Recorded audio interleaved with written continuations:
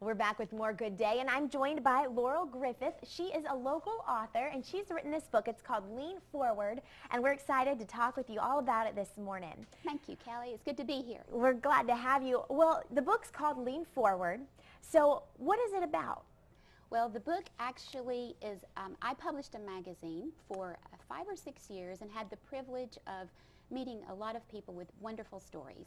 And so the book takes their stories and weaves my story of faith with their stories.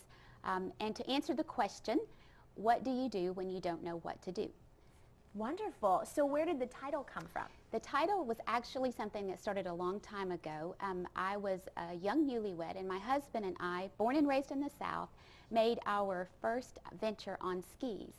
And I had graduated from the bunny slope to the chairlift and rode the chairlift up that mountain. And the closer it got to the time for me to get off the chairlift, the more nervous I became.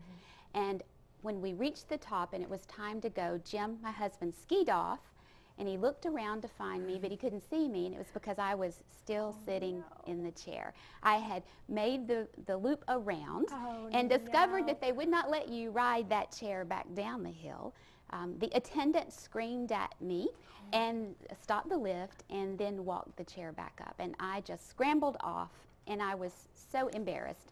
I made my way back down the slope, and I intended to go to the coffee shop, turn in my skis, and watch the rest of the day. But my husband grabbed my hand and said, "No, come on, we can do this. Let's do it again."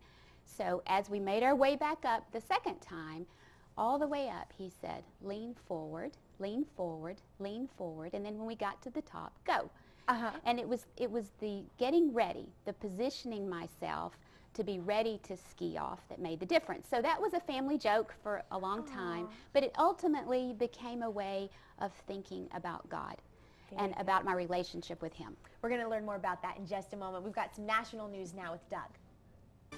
We're back learning about Lean Forward. It is written by local author Laurel Griffith, and just earlier we were learning about where the title came from, but we want to hear now about your ultimate goal. What do you hope that this book really accomplishes? Well, Kelly, I think that all of us, no matter who we are, no matter what our age or where we are in life, encounter difficulty from time to time. Sometimes it's something really tragic. Sometimes it's something that's just aggravation or something that's a little frustrating, or times when we just don't know what to do, when we have a big decision to make. And each of us needs to know, how do we find out what God would have us to do? And I believe that God isn't holding out on us. He doesn't have answers that we have to jump through hoops to try to get. We don't have to check off a list of behavior to get to Him. He wants to reveal Himself to us, and He will use the very things that drive us crazy in life to be the avenue to communicate with us. And so the book discusses how we position ourselves, how we lean forward, how we get ready to hear from God. That's great. Is there a piece of advice that you'd like to share this morning with viewers, maybe something from your book? Sure. There's a lot of things that I think about, but I suspect that the biggest thing is to allow the difficulty that you're experiencing to take you into the heart of God. Instead of just trying to solve the situation, step back from it sometimes and ask God, what are you trying to teach me? How are you trying to reveal yourself to me in the midst of this? Thank you for sharing that this morning. And where can people find your book? It is available on Amazon.com. Wonderful. You can find out more also at laureljoycegriffith.com. And we hope that you have great success in this, and we look forward to hearing more about it. Thank you, Kelly. It's good to be here. Thank you for being here. We're going to go on over to Sasha now.